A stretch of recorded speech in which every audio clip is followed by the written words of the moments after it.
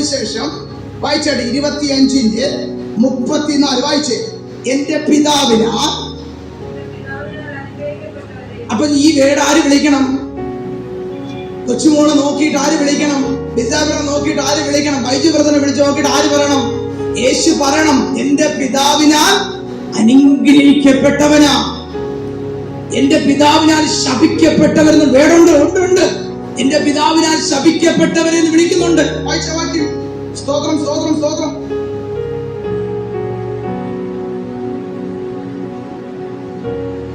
ആ 41-ാമത്തെ വാക്യം വായിച്ചേ. 41-ാമത്തെ വാക്യം.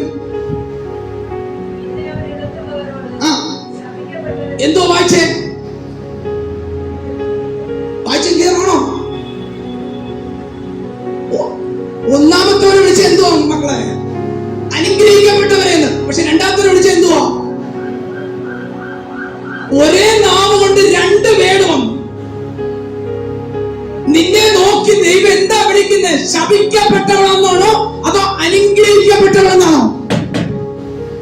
ഭൂമിയിൽ നീ ജീവിക്കുമ്പോൾ നീ ഉറപ്പിക്കണം, എന്റെ ദൈവം എന്നെ എങ്ങനെയാ അതിസംബോധന ചെയ്യുന്നത്.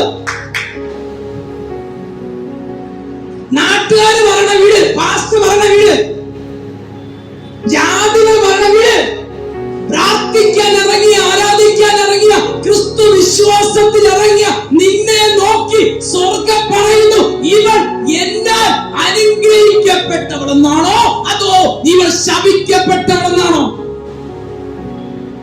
സ്തോത്രം, സ്തോത്രം, സ്തോത്രം. ശാപം മാറ്റിയ ക്രിസ്തുവാ.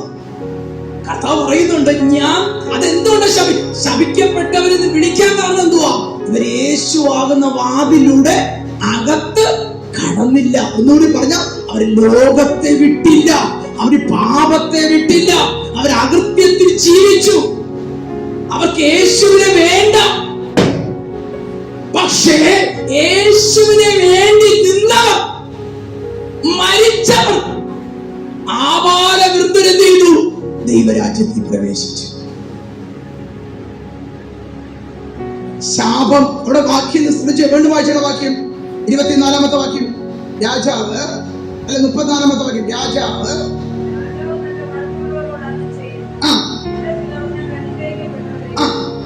വരുവിൻ. കേറിയിട്ടില്ല. നിങ്ങളങ്ങോട്ട് മരിച്ച ഉടനെ അങ്ങ് കൊണ്ടുപോകില്ല. നിങ്ങളിങ്ങനെ മരിച്ചു, ഇവിടെ എല്ലാം പാട്ട് പാടി അടക്കം ചെയ്ത് കുഴിയിൽ വെച്ചു. അയ്യോ, ഞാൻ മരിച്ച ഉടനെ അങ്ങ് പോകും. നമ്മെ ആ രാജ്യത്തിലേക്ക് കൊണ്ടുപോകുന്നവരാ ക്രിസ്തു. വരുവിൻ ആ നഗരത്തിലേക്ക്. കാരണം എന്തുവാ? അത് അടയ്ക്കപ്പെട്ടതാ. പാപം ചെയ്ത ക്ഷണത്തിൽ മനുഷ്യനും ദൈവവും തമ്മിലുള്ളത് അടയപ്പെട്ടു. പക്ഷേ അടയപ്പെട്ട വാതിൽ ഇതിങ്ങനെ എബ്രായർ 10:19 എബ്രായർ 10:19 വായിച്ചേ. സ്തോത്രം.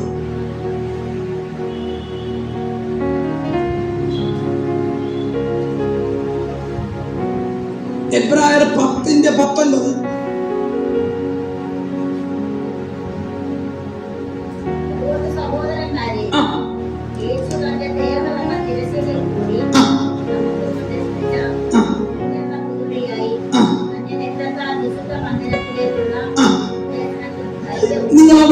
ഒറ്റ വേട് മാത്രം മതി ഉത്തരവെടുക്കാൻ ആഗ്രഹം. വിശുദ്ധ മന്ദിരത്തിലേക്കുള്ള പ്രവേശനം. അങ്ങനല്ലേ വായിച്ചേ? എന്തോ?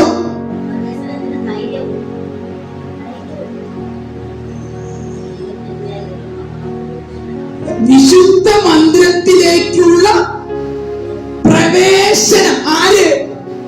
യേശു തന്റെ ശരീരമാകുന്ന തന്റെ ശരീരത്തിലൂടെ നമുക്ക് എന്ത് നേടി?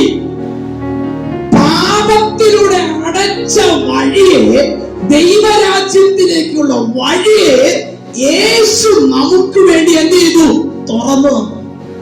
അതാ വായിക്കുന്നത്, വരുവിൻ. യേശു എന്താ പറഞ്ഞ? വരുവിൻ, ഞാൻ നിങ്ങളെ ആ രാജ്യം രാജ്യത്തിലേക്ക് കൊണ്ടുപോകും.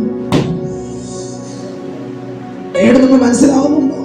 ഒന്ന് വായിച്ചാട്ടെ വാക്യം, മത്തായിയുടെ സുവിശേഷം ഒന്ന് വായിച്ചാട്ടെ. മത്തായിയുടെ സുവിശേഷം. എന്റെ പിതാവിനാൽ അനുഗ്രഹിക്കപ്പെട്ടവരെ വരുവിൻ,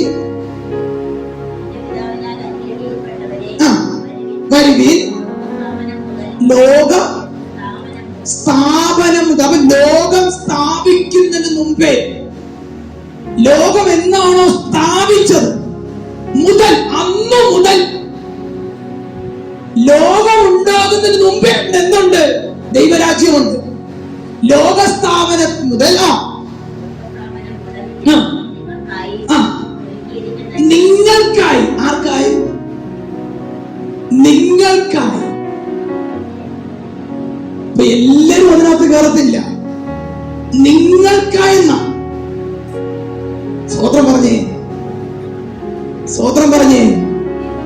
നിങ്ങൾക്കായി ക്രിസ്തുവിന് വേണ്ടി നിന്നവർ, ക്രിസ്തുവിന് വേണ്ടി കഷ്ടം സഹിച്ചവർ, ക്രിസ്തുവിന് വേണ്ടി നിന്ന സഹിച്ചവർ, ഹലോ ഹലോ ഹലോ, ക്രിസ്തുവിന് വേണ്ടി അപമാനമേറ്റവർ, നിങ്ങൾക്ക് വേണ്ടി ഈ നാമത്തിന് വേണ്ടി നിന്നപ്പം ഇറങ്ങി പിടിച്ചപ്പോ കളിയാക്കിയില്ലേ?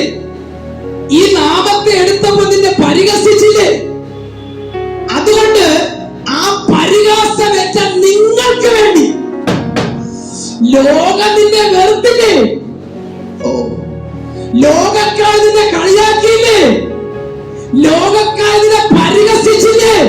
ഈ പുസ്തകം എടുത്തിറങ്ങിയപ്പോ നിന്നെ കളിയാക്കിയില്ലേ? ആ കളിയാക്കിയത് ആര് കണ്ടു? സ്വർഗം കണ്ടു.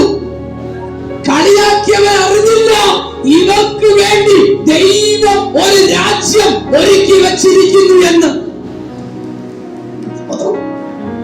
ഹലോ ഹലോ, ഇന്ന് പകൽക്കാലം ഒന്ന് പറഞ്ഞാട്ടെ, എനിക്ക് ആ രാജ്യത്തിലൊന്ന് പ്രവേശിക്കാം. കണ്ണുനീരില്ലാത്ത, വേദനയില്ലാത്ത, കഷ്ടതയില്ലാത്ത. വാക്യം ക്ലിയറാണ്. ഒന്ന് വായിച്ചാട്ടെ വാക്യം. വെളിപ്പാട് പുസ്തകം എടുത്താട്ടെ, വാക്യം വായിച്ചാട്ടെ. വെളിപ്പാട് പുസ്തകം വായിച്ചാട്ടെ. ഹല്ലേലൂയ. നന്ദിയോടെ സ്തുതിക്കും, നന്ദിയോടെ സ്തുതിക്കും. 21-ാം അധ്യായം 4-ാമത്തെ വാക്യം. 21:4. വെളിപ്പാട് 21:4.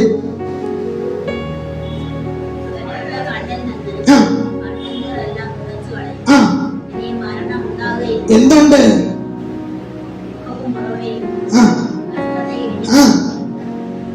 എന്തൊക്കെ മാറി? എന്തൊക്കെ മാറി? അവൻ അവരുടെ കണ്ണിൽ നിന്നും കണ്ണുനീരെല്ലാം തുടച്ചു കളയും. അടുത്ത വാക്യം. ഇനി മരണം, ശ്രദ്ധിച്ച്, ഇനി മരണമുള്ള ഒരു ലോകത്തിൽ നിന്നും മരണമില്ലാത്ത ദൈവരാജ്യത്തിലേക്ക്. മക്കളെ മനസ്സിലാവുന്നുണ്ടോ ഞാൻ ഈ പറഞ്ഞേ? യേശു നിന്നെ എവിടെ കൊണ്ടുപോകാന്നാ പറഞ്ഞേ? ചിലവർ യേശുവിനെ വിശ്വസിക്കും, വിചാരിക്കും ലോകത്ത് വീട് കിട്ടുമെന്ന്. മക്കളെ വീട് കിട്ടിയില്ലെങ്കിലും സാരമില്ല. യേശു വന്നത് ഈ ലോകത്തിൽ നിന്നെ അനുഗ്രഹിക്കാമെന്ന് പറഞ്ഞിട്ടില്ല. ഉണ്ണാനും ഉടുക്കാനും ഉണ്ടെങ്കിൽ മതി. പക്ഷെ യേശു നിന്നെ കൈക്ക് പിടിച്ച് മരണമില്ലാത്ത രാജ്യത്തിലേക്ക് കൊണ്ടുപോകാനാവുന്നത്.